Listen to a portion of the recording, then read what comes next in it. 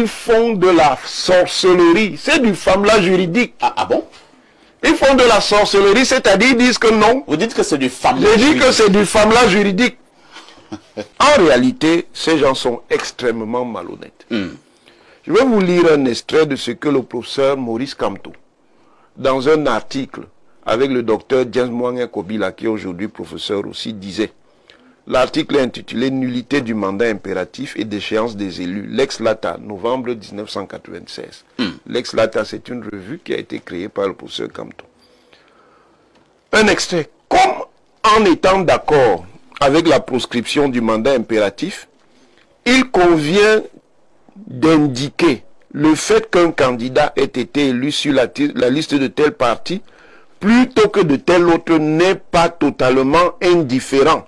Au contraire. Moi, je savais déjà que les gens allaient fuir au Nangini. Bon? Oui, Vous lisez dans une boule de cristal. Pas besoin. Pas besoin. Vous savez, l'intelligence se manifeste de plusieurs manières. Je vous parlais ici de mon professeur d'université, le père Ndébi Biya Robert, qui est un brillant métaphysicien, brillant philosophe, mais qui le dit lui-même. Il est prêtre, hein? Prêtre catholique romain. Oui. Il dit que Dieu lui a donné la langue aussi pesante que Aaron, le frère de Moïse. C'est-à-dire, lui, si vous l'invitez ici, vous allez trouver qu'il vous dérange, parce que pour parler, il prend trop de temps. Donc, il y a des gens qui, bien qu'intelligents, n'ont pas l'expression facile. La télé ne s'accommode pas des gens qui prennent trop de temps pour réfléchir. Or, vous voyez, Onang, il va très vite. Si vous devez débattre avec quelqu'un qui a cette vitesse d'exécution au niveau de la réflexion, même si vous avez les outils, il va vous mettre mal à l'aise. Ça, au moins, c'est un peu, si vous divisez Onang par plusieurs fois, vous trouvez Cabral. Sans faire injure à Cabral, il ne peut pas dire que... Donc, c'est des gens qui vont très vite. Très bien. Donc, il fallait s'attendre à ce que ces professeurs choisissent la technique qui consiste à esquiver en disant que non, c'est un débat universitaire, c'est un débat... Les universitaires dans le monde s'affrontent sur les plateaux de télévision. Ils s'affrontent partout. Partout faisant À la contre les sciences. télévision, à la radio, à Partout. l'université, en oral, Ils par les s'affrontent écrits. partout. Mais, vous savez, il y avait quelqu'un qui était très redouté en France, Jean-Marie Le Pen. Le premier qui a eu le courage d'affronter Jean-Marie Le Pen, vous savez qui c'était? Non. Bernard Tapie. Tous les politiciens français fuyaient Jean-Marie Le Pen parce qu'il était déjà d'une langue très châtiée, d'un niveau de culture très relevé. Il ne fallait pas affronter Le Pen si vous étiez un gars de la rue. C'est comme ça qu'on a Guinée. Voilà. Si vous n'êtes pas suffisamment outillé, voilà, maintenant il parlait des Allemands. Quand il va commencer. Voilà. Bon, Pierre Blériot, Oui. depuis la semaine dernière, moi je n'aime pas quand vous dites ça. Hein, parce que quand vous dites ça, vous ne nous aidez pas. Parce que vous contribuez à faire en sorte que certains puissent fuir le débat. C'est pas Non, bien. moi je ne contribue pas. Je sais que les gens ne viendront pas. Non. Parce que... À force le dit, ces gens viendront. Non, ils ne viendront pas. Je vous dis, le procès Non, Tim Chun viendra. Non, surtout pas lui. Moi, je le connais même pas. C'est surtout pas Comment lui. ça, tu ne le connais Non, pas? moi, je le connais honnêtement. vous pouvez, hein, attendez. Moi, j'ai des camarades qui m'ont souvent dit, toi, tu as enseigné la philo où nous nous sommes sortis ici. Je dis non. Parlez devant vos élèves. C'est un peu comme un homme de 50 ans Très bien. qui fait la cour à une fille de 17 ans. Tu parais grand. Il faut rencontrer les femmes de ton âge. C'est-à-dire quand tu as 50 ans, tu affrontes des femmes de 40 ans. Donc, si tu veux m'affronter, viens en public. Ce ne sera plus devant les petits élèves. Parce que quand tu es devant les élèves, si tu fais une erreur là, tu peux jouer et ils ont l'impression que tu t'amusais. Mais ici, en face à face, tu tombes, tout le monde voit que tu es tombé. Je vous propose une attitude du professeur Jean-Calvin Abayono qui s'exprime justement sur cette question. Jamais un juriste normal ne saurait mettre sur la balance que la loi déroge à la Constitution. Vous voulez que les enfants vous regardent comment? Professeur Mathias Eric Onangini, votre collègue Abayono persiste donc. Le professeur Kamto peut bel et bien être investi par son parti politique, le MRC. C'est faux. Les glossateurs, parce que c'est comme ça qu'on les appelle au plan technique, du MRC sont dans la manipulation, je le répète. Ils ont un objectif qui est un objectif politique. C'est que le professeur Kamto, qui est à l'initiative du boycott de sa formation politique lors des élections législatives et municipales puisse se présenter à l'élection présidentielle de 2025. Maintenant, l'article 121 du Code électoral prévoit 3 possibilités. Mais la possibilité que le professeur Kamto ne peut pas utiliser, c'est précisément celle d'une candidature directe du MRC à l'élection présidentielle. Et pourquoi? Parce qu'il n'a pas de représentant ni dans les conseils municipaux, ni dans les conseils régionaux, ni à l'Assemblée nationale, ni au Sénat. Maintenant, ils font de la sorcellerie. C'est du famla juridique. Ah bon? Ils font de la sorcellerie, c'est-à-dire ils disent que non. Vous dites que c'est du famla Je dis juridique. que c'est du famla juridique. Ils font de la sorcellerie en disant que être représentant ne signifie pas qu'on ait été élu. Or, nous sommes dans un code électoral. Quand on parle de représentation dans un code électoral, c'est essentiellement par... Regarde au Bangladesh, l'Ivou, c'est une forme de sorcellerie. Alors, docteur Jean Jaurès Ngaput, nous avons voulu avoir cette mise en bouche pour que nos téléspectateurs à travers le monde soient de plus en plus édifiés. Le professeur Abba Yono l'a signalé que le professeur Kamto peut bel et bien être investi par le MRC, le professeur Wanangini, y compris Abel et Limbi Lobo, répondent faux, et Limbi Lobo et le professeur Wanangini va dans les détails. Quelle est votre position? Est-ce que de manière subtile, l'on fait un effort d'écarter le professeur Kamto à la course à la présidentielle? Alors je dirais qu'il y a un grand danger que court notre société avec ce genre de débat. Nous avons des personnes qui ont leur stratégie et décident que l'ensemble des Camerounais ne doit être focalisé que sur leur stratégie. C'est une prise d'otage de l'électeur. La réalité que je voudrais dénoncer ici, c'est qu'il s'agit d'un débat de spécialistes, très bien, mais une fois que les spécialistes ont débattu, ça ne changera rien à ce qui va se passer en réalité au Conseil constitutionnel. Ce sont eux qui vont décider. Aujourd'hui, je ne comprends pas pourquoi, depuis plus d'un mois, les gens sont en train de discuter. Savant contre savant. Bon, faux savant contre vrai, peu importe. Ce qui est sûr, c'est que là, nous avons des gens qui ont pris toute une population, tout un ensemble d'électeurs en otage, alors qu'il y a une stratégie dont on verra véritablement les ressorts dans les prochains mois. Je veux dire que très bientôt, on verra sous quelle bannière la candidature va être déposée, parce qu'il y a bien sûr d'autres choses qui se trament en arrière. Les gens, ils sont en train d'occuper l'espace, ils sont en train de faire en sorte qu'on perde de l'essentiel. Ah, vous soupçonnez quoi? Vous dites qu'il y a des choses qui se trament en arrière. Que soupçonnez-vous? Ce que je soupçonne, c'est qu'il y a quelqu'un qui a une stratégie. Sa stratégie, c'est... Quelqu'un là, c'est qui? Je veux dire que celui qui dit qu'il peut se présenter sous telle ou telle bannière ou pas de son parti, alors qu'il n'est pas représenté, il a une stratégie. Vous n'avez pas son nom? Pardon? Vous n'avez pas son nom? Mais ça ne me semble pas important ici, parce que... Vous êtes dans les devinettes? Non, ce n'est pas du tout des devinettes. Ce qui est important ici, c'est que je ne vais pas venir alimenter un débat qui, pour moi, n'a pas lieu de monopoliser l'attention. Aujourd'hui, les choses vont être tranchées. Ce que j'ai envie de dire, c'est qu'on a une année électorale. Les Camerounais ont besoin de savoir ce qui leur est proposé pour apporter de meilleures conditions d'existence, de meilleures conditions de vie. Donc aujourd'hui, le débat devrait être centré sur ce qu'on propose aux Camerounais par rapport aux difficultés qui sont les nôtres aujourd'hui. Très bien. C'est là-dessus qu'on devrait se pencher et non continuer à discuter sur les stratégies de quelqu'un qui occupe l'espace sans être présent et sans vous payer les droits de publicité. Pierre Blériot-Niamey, que nous ferons toujours notre travail de journaliste. Lorsqu'il y a un grand débat qui a cours en République, nous le posons sur la table de débat. Le professeur Kamto veut donc être candidat sous la bannière du MRC. Votre commentaire et votre regard. Parfait, vous savez que je n'ai pas le niveau de ces maîtres en droit. Sauf que moi, je travaille avec les esprits. Ah bon? Oui, bien sûr. Les bons ou bien les mauvais esprits? Les esprits, c'est les esprits. Quand je suis dépassé par une situation, je vais chercher loin. Je vais vous faire une figuration. Vous savez qui est Akere Mouna? Bien sûr. Est-ce qu'il est juriste?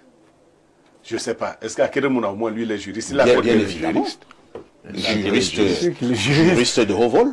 Vous répondez précipitamment. Ça dit que Akere Mouna, lui, n'a jamais lu la Constitution. Quand Akérémouna cherchait à être investi à l'élection, il n'y a pas d'anglophone qui aurait pu être débauché dans un parti étant député pour rejoindre Akérémouna et lui donner l'investiture. Et il y en a. Pourquoi Akérémouna allait chercher un parti qui avait ses élus? Parce que lui ne comprenait pas ça. Vous avez vu les démêlés dans lesquels Cabral Libi était ces derniers temps, quand on menaçait de lui arracher le PCRN, le professeur Maurice Kamto lui a apporté son soutien. Mais il ne lui a pas suggéré. Cabral est député, n'est-ce pas? Cabral n'a pas le niveau de Kamto, mais il est doctorant en droit. D'accord? Il est un garçon très intelligent. Cabral n'a pas imaginé que, étant investi lui-même député, il peut s'investir. Non, et puis ses deux autres collègues, ils peuvent aller dans un autre parti, et puis aller dire que... Et laisser qu'on a avec l'autre parti. Voilà. Et là, tous les professeurs intelligents, parce que j'aime vous dire qu'Abba Oueno est le parrain intellectuel de Cabral. Abba Oueno n'a pas suggéré ça à Cabral. Est-ce que vous voyez ça? Je vois très bien. C'est-à-dire que Abba n'a pas suggéré à Cabral que, mais attends, laisse-les avec le PCRN, tu es député. Prends le parti des mouches. Prends le parti des mouches et avec ça, Roland d'ici, à partir de là, ce parti aura déjà la capacité à investir. Abba Oueno n'a pas suggéré ça à Cabral. Akérémouna n'a pas eu l'intelligence d'aller dans un parti et de débaucher quelqu'un. Il n'est pas pape du droit. Le nomadisme politique n'est pas la vraie visée de Kamto. Mais ce que le docteur vient de dire est très important. Depuis un certain temps, ayant envahi les réseaux sociaux, le MRC a le projet d'envahir les télés aussi et les espaces de communication. Pour mettre dans les idées, dans le subconscient des Camerounais, une possibilité. Et vous verrez des Camerounais sérieux qui, à force d'entendre une mauvaise chanson, ont commencé à la répéter. Et je vous disais, et à la danser. une espèce de syndrome de Stockholm. Actuellement, donc, nous sommes dans une situation où même les gens qui ne sont pas spécialistes de droit commencent à vous dire que mais, on peut bien investir le président Kamto. Il a déjà les élus. C'est-à-dire que le RDPC qui a 150 députés et un peu plus, les 150 députés du RDPC peuvent quitter et aller dans 150 autres partis et rendre 150 autres partis capables d'investir des présidents de la République. Ce n'est pas la voie que Kamto veut emprunter. Il veut susciter l'adhésion et la conscience populaire pour un autre mouvement qu'il imagine. Ça, c'est la première voie. Vous soupçonnez qu'il imagine quel autre mouvement? Non, la vérité, c'est que chaque fois que le professeur Maurice Kamto a essayé de faire des marches, elles n'ont pas été suivies. Et la mobilisation était faible. Vous voulez dire qu'il n'est pas suivi au Cameroun? Non. Il n'y a pas une adhésion populaire? Oui, non, attends, pas fait ici. Moi, j'étais très jeune. Hein. Le BIA a essayé d'arrêter Frundi à Bamenda. L'armée n'a pas pu. Hein. À l'époque, Frundi avait l'adhésion populaire. Vous ne pouviez pas arrêter Frundi. À l'époque, même ici à Yaoundé. Après, ça a chuté. Mais vous pouvez arrêter Kamto à tout moment. Comment ça? Quand on était le président d'Adouala, qui s'est opposé à ça? Bah, il s'est laissé faire. Non, pas lui. Est-ce que c'est pas à lui? Ce sont les partisans qui doivent sortir de... Mais pourquoi vous ambitionnez d'avoir arrêté Kamto? Non, je vous dis, je n'ai pas parlé d'arrêter Kamto. Je dis que Kamto voudrait atteindre la masse critique qui soit capable de l'accompagner dans son mouvement. Parce que si Kamto aujourd'hui, dans les mêmes conditions, veut être investi à l'élection présidentielle, je lui réponds de manière simple, je l'ai déjà dit. Ndoki n'est pas morte de n'avoir pas été élu. N'Djamé n'est pas encore mort et il n'en mourra pas. Kamto non plus ne mourra pas d'avoir pas été investi par le MRC. 7 ans, ce n'est pas trop. Les autres ont attendu. C'est-à-dire, quand vous regardez N'Djamé... Donc, que Kamto attend de... Comme N'Djamé 2032. Mais c'est ce que tu crois que Ndoki est dans cet état, pourquoi? C'est à cause de Kamto. Et N'Djamé à cause de Kamto. Lui, il va être dans cet état-là. Oh là là. Ça, et 7 ans, c'est pas beaucoup. Merci. Merci. Les fake news et globalement l'intelligence artificielle nous intéressent ce matin dans le cadre de votre programme Libre Expression. Nous nous posons la question de savoir si le président de la République du Cameroun, son Excellence Paul Biya, n'est pas en train de payer les frais. Je vais d'abord commencer par passer la parole au docteur Jean Jaurès Ngaput. Docteur, de manière régulière au niveau des réseaux sociaux et autres plateformes digitales, nous nous voyons le président de la République dans des postures les plus inimaginables du fait de ces fake news, de cette intelligence artificielle. On a eu une image dernièrement, le jour du 20 mai, une image qui a été renvoyée au niveau de la toile, présentant le président de la République dans une posture inimaginable également. De manière générale, est-ce qu'on ne dira pas que le président est en train de payer les frais des fake news et de l'intelligence artificielle au Cameroun? Oh, je dirais que c'est au-delà de ça. C'est au-delà de payer les frais des fake news. Ici, nous avons plusieurs problèmes qui se posent. Le premier problème, c'est le mauvais usage des médias, le mauvais usage de ce que les gens peuvent faire de l'intelligence artificielle et tout ça. Mais ça va beaucoup plus loin parce qu'on a un problème éthique réel. Et plus grave encore, pour ce qui concerne le chef de l'État, on a un problème absolument de non-respect de la dignité humaine. Ce que j'ai envie de dire aujourd'hui, c'est que nulle part au monde, et si on veut évoquer les traditions africaines, ça sera encore plus sévère, on ne peut se contenter de présenter une personne d'un certain âge dans des états de non-contrôle de ses sphincters, par exemple. C'est quelque chose d'inadmissible, parce qu'ici, on ne parle plus d'une personne respectée, on parle d'un objet dont on veut se servir pour d'autres fins. Ici, en gros, ce que je voudrais dire, c'est qu'il faudrait que les Camerounais se ressaisissent. Nous ne sommes pas d'accord avec la gouvernance qui a été proposée, mais cela ne doit pas nous empêcher de respecter la dignité humaine. Ce que j'ai envie de dire, c'est que ces personnes qui se servent de ce genre d'outils pour dénigrer l'être humain sont les personnes qui feront pire demain si elles arrivent à gouverner. Parce qu'en fait, subitement, il n'y aura pas un sursaut qui transformera leur manière de voir le monde, de voir les choses et de voir les personnes. Donc ici, sur la question des fake news, et on en a parlé tout à l'heure avec la mise en bouche de la désinformation, par exemple, qui est faite.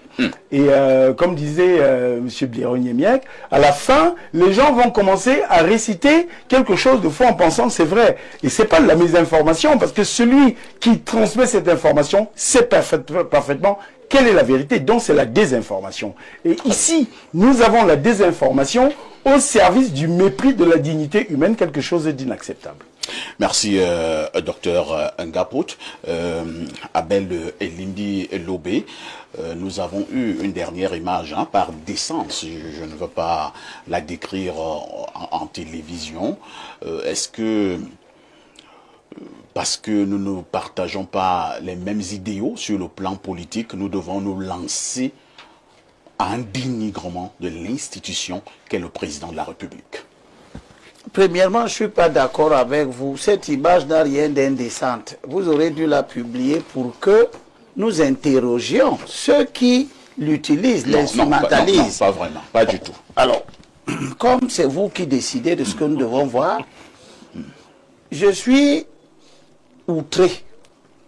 Je me suis senti meurtri de voir que le président de la République, il n'y a rien dans cette photo que j'ai vue qu'un militant du MRC qu'on appelle Guy Kwam a publié. C'est lui qui C'est un militant du MRC? Son nom y est. Ah. Son nom y est. J'ai la photo ici. Son nom y est. C'est lui qui a publié cette photo où le chef de l'État est avec son épouse le jour du 20 mai et on a encerclé le bassin du chef de l'État d'un cercle. Et ce monsieur a écrit là que le méchant a fait pipi sur lui. Et il dit ensuite, on vous dit de le laisser, sa sonde urinaire, si sa sonde urinaire tombait, qu'est-ce que vous aurez fait? Et patati et patata. Attendez un peu, vous dites que ce monsieur s'appelle comment? Guy Kwam. J'ai la photo ici, je vous la montre. Moi je vais demander qu'on la publie. Identifiable. Comment? C'est quelqu'un qui est du MRC, qui est sur tous les plateaux de télévision à Douala. Je demande même qu'il soit interpellé. Parce que je n'ai jamais vu nulle part. J'ai vécu hors du Cameroun. J'ai été en Europe. J'ai parcouru des pays africains où l'opposition était d'une virulence excessive. avec un pays comme le Sénégal des années blanches à répétition. Je n'ai jamais vu un tel niveau d'indécence de la part des acteurs de l'opposition. J'ai été meurtri de voir que premièrement, la photo qu'on nous présente, il n'y a rien sur cette photo qui donne l'impression que le chef de l'État a uriné sur lui. Il n'y a aucune trace d'urine sur lui. Il n'y a pas une empreinte. Le cercle qu'on a mis là sur la photo, rien ne permet de voir une empreinte d'urine. Encore moins une sonde urinaire. Qu'un petit enfant comme M. Kwam, dont le président Biya serait tout au moins le grand-père, tout au moins le grand-père, et l'audace parce qu'il est emporté par la fièvre d'un militantisme obscurantiste, se permettent de produire un tel texte, une telle publication, parce qu'ils croient qu'avilir le chef de l'État, à qui, conformément à nos us et coutumes, il doit révérence, il doit respect. Il croit que s'il avilit la fonction présidentielle, s'il avilit le chef de l'État, cela va conférer quoi au MRC, qui jusqu'à maintenant n'a pas démenti ça. Nous sommes exactement dans la même posture que nous avons eue il y a quelques années, où le MRC a estimé qu'il devait être solidaire de la destruction des représentations diplomatiques. Et je voudrais, parce que vous avez mis cela sur la table, Et ce sera pour chuter. dire à l'opposition que la Bible nous dit que tout ce qui est permis ne bâtit pas. Elle nous dit aussi que ce que tu sèmes, c'est ce que tu vas récolter. Entre-temps, Abel et Limbi Lobé, vous qui êtes de l'opposition, je me serais attendu que vous soyez solidaire d'un monsieur de l'opposition qui brille par ce genre d'acte. Je m'efforce depuis très longtemps, et tout le monde sait ce que ça me vaut, de montrer que tous les agissements des gens qui se réclament de l'opposition ne font pas grandir l'opposition. Et qu'il est temps que lorsque des gens, notamment ces illuminés de la 26e heure, posent des actes hautement répréhensibles, que nous fassions attention de ne pas être solidaires de ces agissements-là. Je prends la parole pour me désolidariser de cette sauvagerie. L'opposition ne doit pas être le réceptacle des gens qui ont des problèmes d'éducation de base à la famille. L'opposition ne doit pas être le réceptacle des gens qui ont des problèmes personnels à régler avec la société. L'opposition, c'est une autre vision de l'organisation de la société. Un autre modèle, une proposition d'une autre façon de gouverner. Ça n'a rien à voir avec les insultes, ça n'a rien à voir avec la violence, la défense, l'apologie de la violence en politique. Ça n'a rien à voir avec les menaces de destruction de ci ou de ça. Vous ne détruirez rien ici. Merci. Je termine. Oui, terminons rapidement, s'il vous plaît. Le Cameroun est un pays où il y a plus de croyants que de non-croyants. Les croyants sont musulmans, ils sont chrétiens. Les non-croyants, je pense qu'on ne les compte pas beaucoup. La parole de Dieu est donc essentielle dans nos comportements, quitte à ce que quelques écervelés essayent de faire autrement. La Bible nous dit dans 1 Timothée chapitre 5 verset 1, ne critique pas sévèrement un homme d'âge mûr. Au contraire, supplie-le comme un père. Monsieur Kwam qui a écrit ça, je ne suis pas sûr que si son père existe, vit, et qu'il a 70 ans, 80 ans, il n'est pas malade. Et je ne pense pas que M. Kwam peut se reprendre en public sur des sujets qui concernent l'hygiène de son père. Merci. Il oublie chef de l'État, en plus d'être un patriarche de toute la nation, est un patriarche d'une communauté qui se réserve jusqu'ici de se sentir blessé et de vouloir le défendre d'une manière ou d'une autre. C'est comme cela, avec des extrêmes de cette nature, des dérives de cette nature, qu'on met en place les conditions d'une vie de règlement de comptes sans fin. Merci Abel Elimbi Lobé, professeur Mathias Eric Owenangini. Nous parlons donc de cette intelligence artificielle utilisée d'une autre manière au Cameroun. Nous parlons de ces fake news qui de plus en plus visent le président de la République, son Excellence Paul Biya, parfois même allant attaquer son intimité, son honorabilité. Est-ce que cela est tolérable, même si nous ne partageons pas la même idéologie en politique? Bien entendu, monsieur Aïssi, ça n'est pas acceptable et ça n'est pas tolérable. Le médium de communication qu'est Internet et plus généralement les réseaux sociaux, les hypermédias, c'est un vecteur de communication et d'information qui peut être utile, qui peut être intéressant, mais qui peut aussi évidemment faire l'objet de perversion. Et là, nous sommes dans la perversion et dans la cybercriminalité. Une cybercriminalité de type symbolique, cybercriminalité de type moral et cybercriminalité de type politique. Il s'agit d'utiliser ces hypermédias comme des moyens d'agressivité, de violence et de terreur. Et certaines organisations politiques camerounaises sont, depuis 2016, devenues des spécialistes de cette orientation. Elles ont des cybermiliciens qui sont à la limite du cyberterrorisme politique.